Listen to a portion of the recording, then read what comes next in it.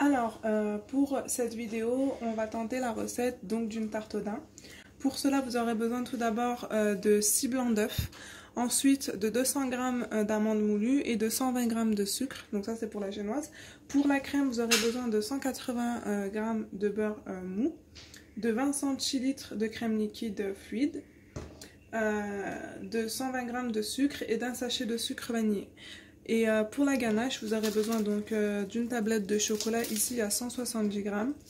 Vous pouvez prendre voilà, du chocolat noir, c'est selon vos goûts, et 20 centilitres de crème liquide. Et bien sûr, vous aurez besoin donc de daim. Ici, il y a 200 g de daim, donc ce sera largement suffisant, qu'on cassera donc à la fin. Donc on prend nos 200 g d'amandes en poudre, on va les faire dorer donc à feu doux. Moi je vais le mettre à feu doux.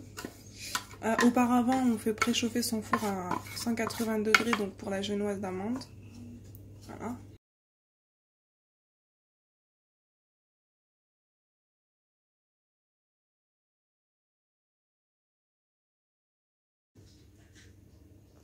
Alors voilà, on a séparé donc du coup le blanc des jaunes. On va monter les blancs en neige et une fois que les blancs en neige seront montés, on va y rajouter les 120 g de sucre. Alors, donc j'ai monté les blancs en neige et maintenant on va rajouter le sucre et on va mélanger. Alors, voilà ce qu'on doit obtenir. Donc les amandes ont bien doré.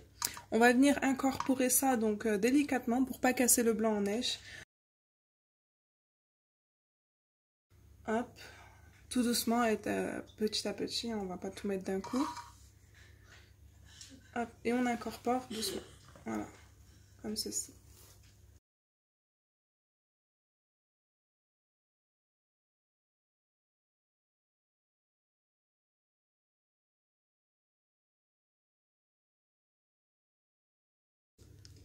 Alors, donc voilà ce que ça donne. J'ai incorporé mes amandes en poudre. J'ai beurré mon moule, donc c'est un moule de 24 cm. Je vais tout mettre donc du coup ici. Et à la fin, quand ce sera cuit, on va couper la génoise en deux pour pouvoir y mettre la crème. Donc voilà, et ensuite on enfourne à 180 degrés pendant 10 minutes environ. Alors, on va faire chauffer 20 centilitres de crème liquide, que je n'arrive pas à ouvrir. Bon, j'ai réussi. Bon, on va faire chauffer donc 20 centilitres de crème. Donc, hop, on va tout mettre. Voilà.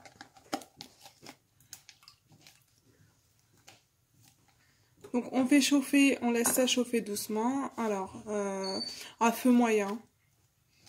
Voilà. Ensuite, on va attendre un petit peu que ça chauffe. Quand ce sera chauffé, on va rajouter donc nos 120 g de sucre. On va relaisser chauffer une deuxième fois et on va ajouter les jaunes d'œufs ensuite. Et on va battre jusqu'à ce que le mélange s'épaissit.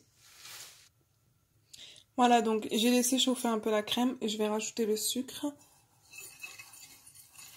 Voilà, hop. Donc, je vais mélanger. Et encore une fois, je vais attendre que ça chauffe. Donc voilà ce que ça donne, donc la crème liquide et le sucre mélangés. Maintenant on va rajouter donc nos 6 jaunes d'œufs, on va mélanger. Et on va battre sur feu doux, d'accord, jusqu'à ce que le mélange s'épaississe. Donc j'avais oublié le sucre vanillé, on va le rajouter. Donc en même temps que le sucre, hein. Mais bon, je vais oublier. Alors voilà ce qu'on obtient, donc une fois le mélange épaissi. Donc j'ai mélangé environ, on va dire, allez, 2 minutes.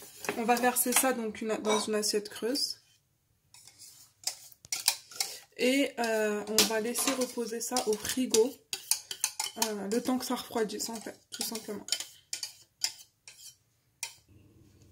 Donc voilà ce qu'on doit obtenir donc une fois la génoise cuite. Alors moi je l'ai laissée à 180 degrés toujours 10-11 minutes, pas plus. Sinon la pâte elle durcit rapidement. Donc là on va venir la séparer en deux. Donc on va mettre le beurre mou donc dans le saladier. on va le battre. Une fois que le beurre sera bien battu, on va y rajouter donc notre crème refroidie. Donc une fois notre beurre battu, on va rajouter notre crème refroidie. Voilà. Et on va le battre tout doucement. Donc voilà ce qu'on obtient. Une fois le beurre et la crème refroidie mélangés, donc on obtient une crème qu'on va étaler. Donc on va prendre une partie de la crème, on va l'étaler donc sur la génoise.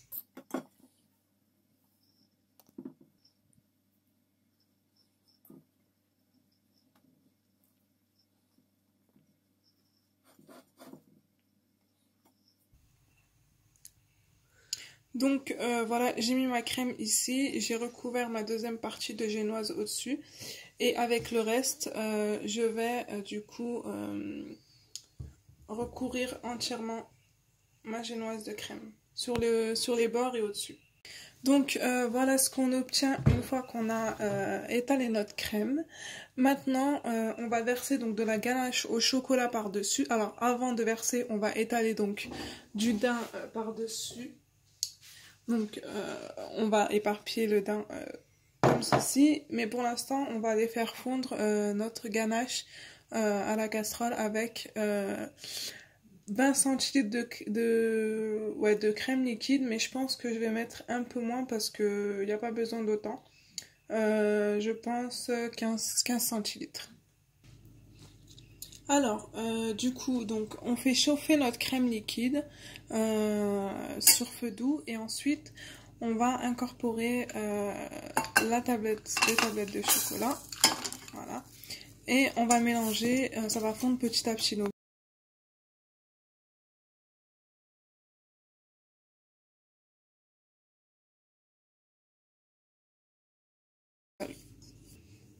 Donc on prend du daim, bon moi je l'ai fait casser dans un... J'ai mis mon daim dans un sac en plastique et dans un sac de congélation et je l'ai cassé. Donc là on va mettre tout ça au-dessus. Voilà. Donc il y en a beaucoup mais bon après c'est selon votre gourmandise on va dire.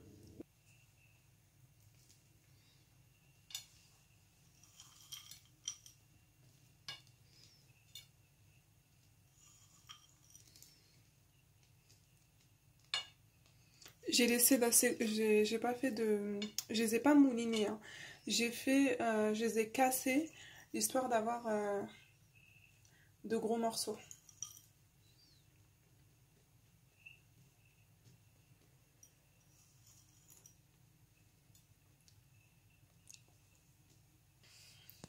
Donc voilà ce qu'on obtient. J'ai mis quand même une bonne couche de daim au-dessus. Et maintenant, ce qu'on a fait fondre, donc la crème liquide et le chocolat. On va l'étaler par-dessus et va étaler tout ça. Donc voilà, j'ai versé la ganache au chocolat par-dessus. Donc j'ai nettoyé les bords, voilà. Et maintenant on va laisser ça au frigo. Alors l'idéal ce serait toute une nuit. Donc voilà, vous faites ça la journée, vous laissez reposer toute la soirée et le lendemain ce sera nickel parce qu'il faut laisser le temps au chocolat de durcir. Si vous le mangez dans 3 ou 4 heures, je pense que le chocolat ne sera pas assez dur. Ce sera encore un peu fondant. Donc voilà, bah c'est tout. Je vous montrerai le résultat demain.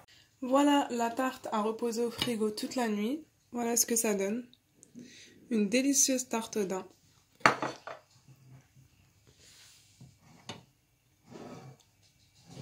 Donc n'hésitez pas à reproduire la recette et surtout à me faire des retours si ça vous a plu. Abonnez-vous pour suivre mes prochaines vidéos. Il y aura plein d'autres recettes. Likez bien sûr si vous aimez cette vidéo et on se dit à la prochaine.